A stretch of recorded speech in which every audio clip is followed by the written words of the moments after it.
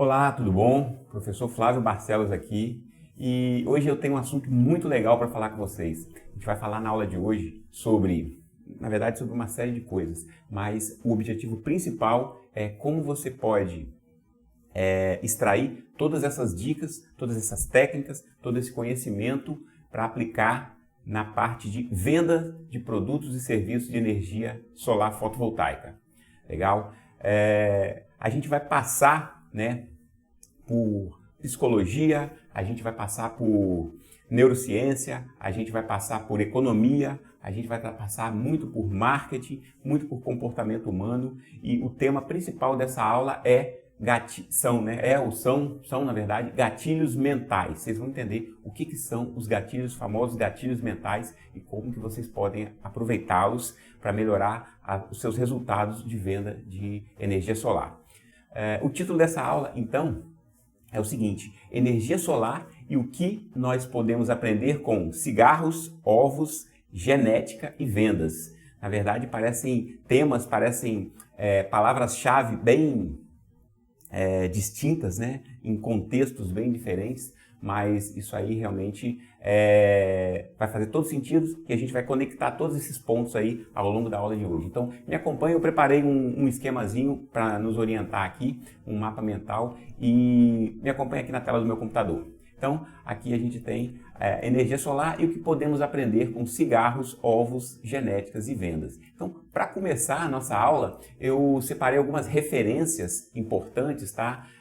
São autores, são cientistas, são pesquisadores, são economistas que trouxeram alguns resultados que podem nos ajudar a entender a importância dos gatilhos mentais. Então vamos lá. Começando aqui com Sigmund Freud, Todo mundo já ouviu falar, Freud.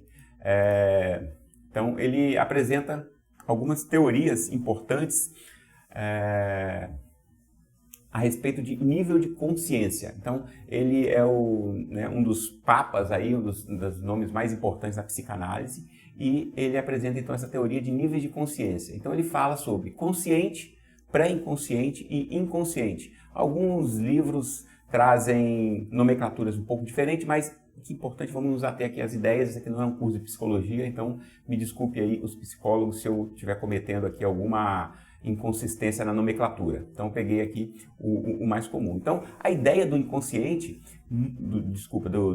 desses três cérebros, desses três níveis de consciência, começa com essa analogia aqui. A analogia proposta por Freud de um iceberg, onde a gente tem, então, uma parte visível da nossa consciência, que seria o consciente, é aquilo que a gente realmente tem noção, a gente racionaliza, a gente pensa, a gente imagina. E uma parte maior aqui, a parte imensamente desconhecida, ela está submersa, ela não é visível. Então, a gente tem aí o pré-consciente, que é a parte, vamos dizer assim, mais superficial do inconsciente, que algumas vezes ela mostra alguns lampejos, ela vem à tona, algumas vezes com facilidade. E tem realmente o inconsciente, que é a parte bem profunda aí, a parte de difícil acesso e que é muito mais poderosa do que os outros níveis de consciência. Ok, ainda no trabalho de Freud, ele apresenta algumas estruturas de formação da personalidade. Então, quem é cada um, quem somos nós, quem é cada um de nós, o que você, como você se entende e como você se percebe dentro do mundo. Então, ele apresenta o conceito de id, que são os instintos mais básicos humanos aí, estão ligados à genética, estão ligados a instinto de sobrevivência, estão ligados a instinto de procriação, e estão ligados também a alguns conectados à inteligência coletiva, tá? Ele é o combustível para nossas ações, então ele é aquela parte poderosa, ela está bem associada à parte inconsciente e é o que nos dá energia para a gente continuar, para a gente levantar da cama, para a gente matar um leão por dia, para a gente ir trabalhar, para a gente ter motivação, ter ânimo, para pegar o telefone, ligar para o cliente, ir atrás de uma venda, não se abater na primeira dificuldade. Então, esse é o id. Existe, de uma forma intermediária, aí, uma estrutura que Freud batizou de superego, que ele lida com algum comportamento moral aprendido ele lida com leis, regras e com a cultura e ele tenta fazer um meio caminho, ele tenta fazer uma conciliação entre o ego e o id. Então, o ego é aquele, vamos dizer assim, um mediador que tenta encontrar uma solução que concilia os interesses do id e do superego. O superego, a gente poderia até colocar isso aqui de uma forma mais organizada aqui.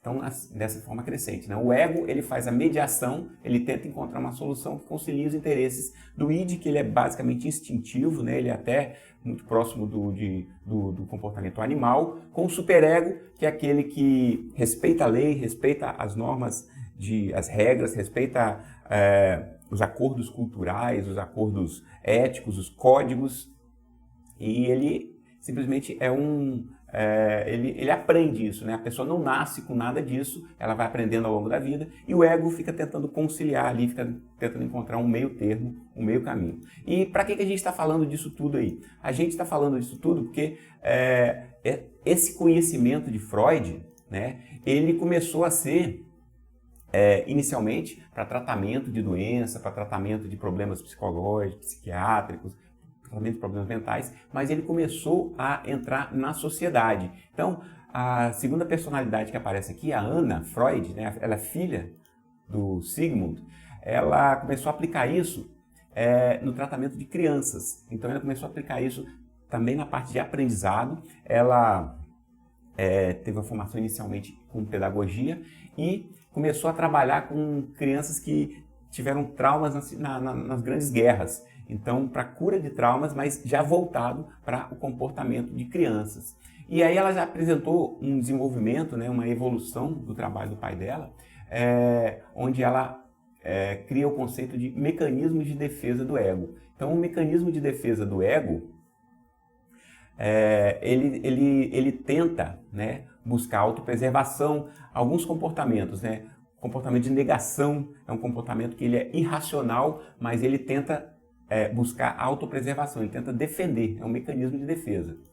Busca do prazer, busca pelo prazer, que são as aspirações, são os sonhos que as pessoas têm, e fuga da dor, que realmente ela busca resolver algum problema, solução de algum problema, algum inconveniente, algum incômodo que a pessoa tem. E eu coloquei isso aqui como dois grandes motores que são marcos, que são objetivos para marketing e para vendas. Então, os grandes argumentos de venda, de uma forma, vamos dizer assim, ampla, né, de uma forma bem genérica, são busca pelo prazer ou fuga da dor. Então, ou a pessoa está comprando alguma coisa em busca do prazer, ou seja, uma aspiração, um sonho, realização de algum desejo dela, ou ela está fugindo de alguma dor, alguma coisa que incomoda ela, algum problema que vem atrapalhando a vida dela, que ela tem um certo medo. Então, esses dois são os grandes motores, os grandes motivadores. Ok? Então, essa foi a contribuição da Anna. E aparece um terceiro personagem agora, já nos Estados Unidos, que também é ligado à família Freud, é o Edouard Bernays. Ele, aqui a data de nascimento, 1891 a 1995, ele viveu então no século XX. Ele é austríaco, né, nasceu na Áustria, mas com cidadania americana. Ele é sobrinho do Freud, do Sigmund Freud, e ele é considerado o pai das relações públicas. O Edouard Bernays, ele foi citado também pela revista Times como um dos 100 americanos mais influentes do século XX. Então, no século passado, ele teve uma influência muito grande na sociedade. E quais foram os trabalhos dele? Ele conseguiu conectar e entender a ligação entre psicologia e vendas, né? A sua forma de trabalho, ela se baseava muito no princípio de que as pessoas são irracionais. Então, pegando as ideias do seu tio, né, da sua prima, esse trabalho de que existem motores ou motivadores de tomada de decisão que não estão no nível racional, com essa ideia em mente, ele conseguiu desenvolver toda uma ciência, né? Por isso ele é considerado o pai das relações públicas. Ele entendia muito bem o comportamento humano e como é que ele poderia utilizar isso como estratégia de persuasão, de convencimento e principalmente de vendas, né? A gente vai ver aqui que ele teve alguns casos muito emblemáticos. Começando aqui, por exemplo, pela indústria do tabaco, né? A companhia de tabaco americana, a indústria de cigarro, ela tinha um problema no início do século XX, nas primeiras décadas, que só os homens fumavam. E, como a gente sabe, a população ela é composta de 50%, mais ou menos, né, aproximadamente 50% homem e 50% mulher. Ou seja, a indústria do tabaco percebeu que eles estavam deixando 50% do mercado não explorado. E eles queriam saber como atingir o público feminino. E aí, então, eles contrataram o Edouard Bernault e ele teve uma ideia de uma campanha de marketing que ele batizou de Tochas da Liberdade, né? Isso aconteceu em 1929 na cidade de Nova York e aí você vê que já começa a criatividade, a inspiração e as boas ideias dele na escolha do tema dessa campanha. Tocha da Liberdade tem tudo a ver com cidade de Nova York, né? Só você lembrar da Estátua da Liberdade segurando uma tocha. Então, em New York City, o que ele idealizou? Todo ano tem na cidade de Nova York uma parada de Páscoa, um desfile, né, que movimenta a cidade. Muitas pessoas vão ver e ela é coberta pela mídia. Então ele contratou algumas modelos, algumas meninas, jovens, muito bonitas, muito bem arrumadas, que chamavam a atenção e contratou essas modelos e orientou que elas deveriam estar fumando, né, e segurando alguns cartazes escrito Tochas da Liberdade e que elas deveriam dar entrevistas. Então ele pagou várias entrevistas aí em revistas, em jornais, para que essas meninas dessem entrevista dizendo que o ato de fumar era um ato de libertação, era um ato de orgulho para as mulheres, que elas deveriam encarar aquilo ali, cada cigarro como se fosse uma tocha de liberdade do movimento feminino. Então, como eu falei, modelos contratadas fumando com cartazes escrito Tochas da Liberdade, né? Então ele com essa ação de marketing, ele conseguiu realmente fazer com que as mulheres fossem percebidas como um público também. E as outras mulheres viam aquilo ali e queriam fumar também para poder se sentir, né, independentes, se sentir mais seguras, mais bonitas. Juntamente com isso, foi feito um trabalho muito forte também, junto com a indústria do cinema, Hollywood. Então as mulheres, as atrizes começaram a ser pagas também para aparecer nos filmes fumando. E com isso aí se desenvolveu todo o mercado de cigarro para as mulheres também. Observa que a gente está falando do início do século passado, então essa ideia de que cigarro faz mal, de que isso aí não é uma coisa muito saudável e nem muito positiva de se aparecer na mídia, na propaganda, no cinema, isso ainda não existia, não era muito discutido, né? Então esse foi um caso típico e emblemático aí da indústria do cigarro. Também teve um caso bem interessante que ilustra toda a forma de pensamento e todas as técnicas, a ciência desenvolvida pelo Edouard Bernault, que foi na indústria alimentícia. Ele foi contratado para resolver um problema que existia uma mistura para bolo, como esse cartaz aqui, ó. Aparece aqui, então, uma mistura para bolo que não estava vendendo. E era excelente, assim, tecnicamente, os chefes de cozinha, as pessoas percebiam que aquela mistura para bolo fazia um bolo bom, estava de acordo com o gosto dos americanos, mas não vendia, não se percebia. Isso aí já era a década de 40, de 50, já era um pós-guerra, então a classe média americana estava iniciando o seu auge, a indústria de consumo, e essa indústria de mistura para bolo queria entender por que não estava vendendo. O Edouard Bernault foi contratado, ele fez uma pesquisa de comportamento humano, uma análise, e ele identificou o seguinte: quem é o agente comprador desse produto eram as mulheres, de novo também, o público-alvo dele focado em mulheres, eram as mulheres, porém elas não compravam essas misturas para bolo porque elas tinham um certo sentimento de culpa por achar que era muito fácil, que ela não tinha função, que ela não estava exercendo o seu papel como cozinheira, como cuidadora. Então ela desprezava esse produto, preferia fazer o bolo ela mesma.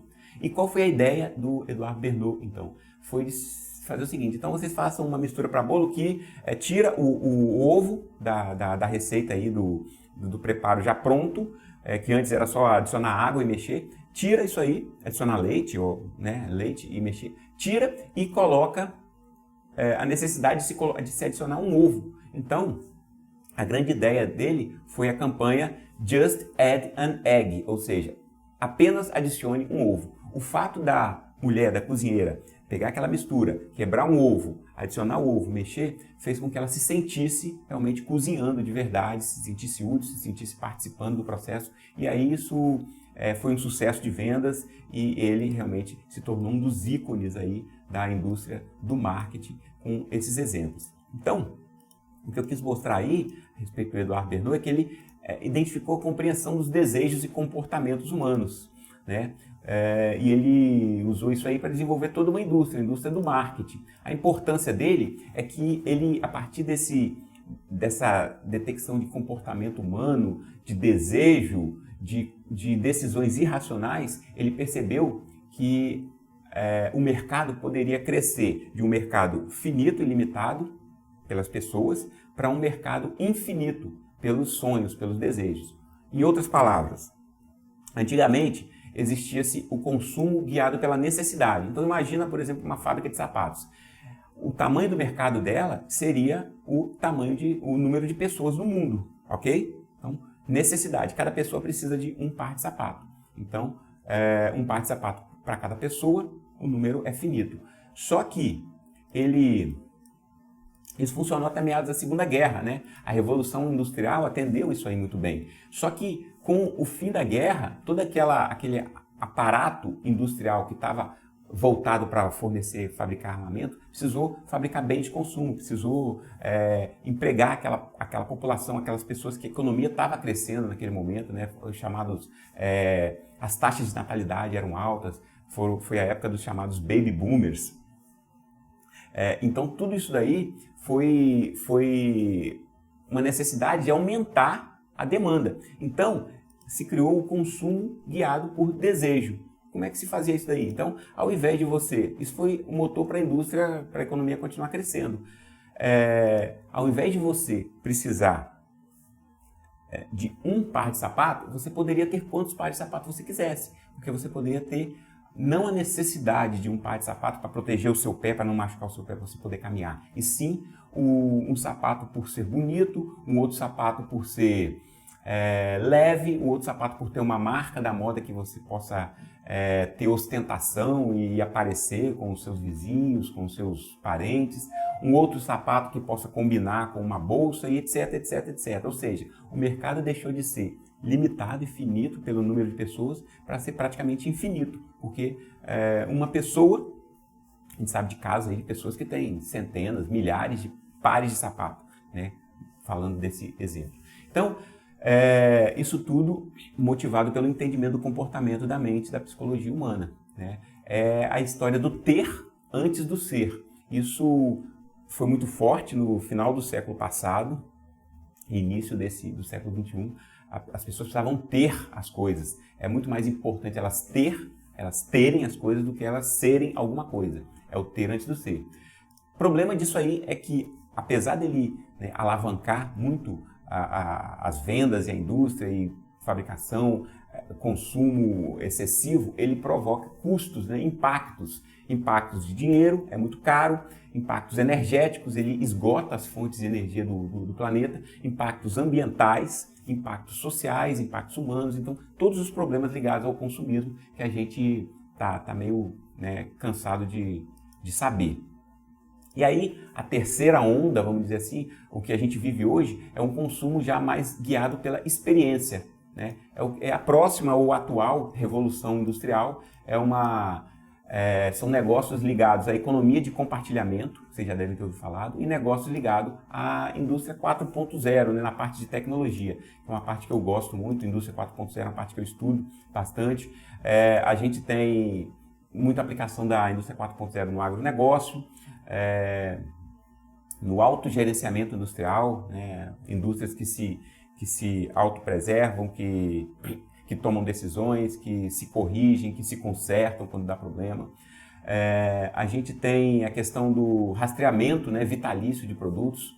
Não vou entrar muito nesses méritos. A internet das coisas, né, IoT, que é Internet of Things, a internet das coisas, são eletrodomésticos inteligentes, carros autônomos, esse tipo de coisa. Smart Grid, que está ligado à nossa área de energia, fontes alternativas, consumo e utilização inteligente, né, a você poder ter um preço variável sob demanda, você poder armazenar energia para consumir posteriormente, você, como um pequeno consumidor, poder se tornar um comerciante de energia, tá? Aí a médio e longo prazo. E aí, a economia do compartilhamento, como eu falei também, são esses negócios que se baseiam na ideia de que você não precisa ter as coisas. Por exemplo, o Uber, né? Você não precisa ter um carro, você precisa ter o meio de transporte para aquele momento. Então você contrata naquele momento. São motoristas prestando um serviço, compartilhando o carro deles e prestando um serviço para outras pessoas. O Airbnb compartilhando uma sala, um quarto, uma casa, uma hospedagem. O BlaBlaCar, aplicativo de compartilhamento de carona. O Zipcar, aplicativo para compartilhar e facilitar o aluguel de carros. Então, ao invés de você ter os bens, você passa a ter, simplesmente valorizar mais a experiência, a necessidade. Então, isso aí foi um pouco da questão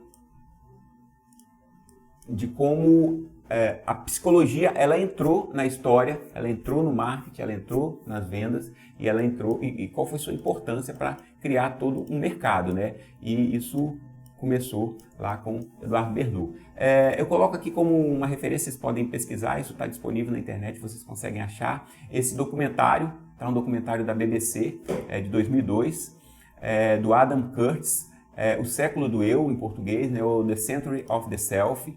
Ele estuda o comportamento, né, ele fala, um trocadilho, o século do eu, do indivíduo, do I, né, do self, ou em inglês, o I, a era do iPhone, iPad, iMac, iPod, o eu, porém, a partir do comportamento de massa. Isso é bem interessante. Então, antigamente, esses estudos de comportamento de massa eram caros e restritos, né? Institutos de pesquisa, a mídia tradicional, é muito caro você fazer estudo e fazer ações de divulgação, de propaganda para muitas pessoas, para massa de pessoas, né? TV, rádio, jornal, revista, tudo isso era muito caro. Isso estava ligado às grandes agências de publicidade. Hoje, isso é acessível, está bem gratuito. Você tem a questão do Big Data, né? Que são as informações sobre as pessoas, sobre o comportamento das pessoas, comportamento de consumo das pessoas, que está disponível no Google, no Facebook, na Amazon, IBM, Microsoft. Então, isso é muito acessível, é fácil do consumidor, pequeno consumidor, ter acesso a isso daí. Aqui no Brasil a gente tem o IBGE também, que é uma fonte de dados com muitos insights, muitas coisas que você pode capturar ali a respeito do mercado, e isso está bem mais acessível. Então você coloca também como referência aqui o The Century of the Self. Uma outra referência aqui importante, agora de autor de livro, né, é o Robert Cialdini. Ele é professor, né, ele na área de psicologia e marketing na Universidade do Estado de Arizona, e o seu principal trabalho, pelo menos o que eu considero seu principal trabalho, é um livro chamado As Armas da Persuasão, tá, que fala basicamente sobre gatilhos mentais. E ele cita esses 6 gatilhos aqui, e a gente vai ver um pouquinho sobre eles mais tarde, mais à frente. Então, eu vou falar sobre cada um deles. Gatilho da autoridade, da escassez, coerência e comprometimento, afeição, prova social e reciprocidade. Então, só para vocês terem uma ideia, né? Olha só o que é o gatilho da autoridade. Gatilho da autoridade é ilustrado aqui numa das propagandas da fábrica de cigarro Camel, né? Isso aí da década de 50, também lá da época do Edouard Bernault, onde aparece aqui, ó, mais médicos fumam Camel do que outras marcas, outros cigarros. Então, mais médicos fumam Camel do que outras marcas. E o que se quer passar com essa imagem, com essa propaganda? Que o cara, por ser médico, ele entende de saúde. Então, como ele está fumando Camel, significa que o Camel não faz tão mal, ou até faz bem, né? Não se diz isso, mas se diz indiretamente. Se passa uma mensagem. E é exatamente isso que os gatilhos mentais fazem. A gente vai ver isso em detalhes mais adiante. Tá? Uma outra referência importante aqui é Dale Carnegie, com o seu livro Como Fazer Amigos e Influenciar Pessoas, tá? Onde ele fala, ele tem alguns princípios básicos nesse livro, e ele fala, por exemplo, que a única maneira de se ganhar uma discussão é evitando-a, porque se você ganha, você perde, e se você perde também. Em outras palavras, se você entra numa discussão, né, se você não conseguiu evitar e entrou na discussão, mesmo que você convença o seu interlocutor, a outra parte, ela vai ficar com um certo atrito, com um pouco de raiva, um pouco de mágoa de você. Então, você, no final das contas, a longo prazo, você sai perdendo também.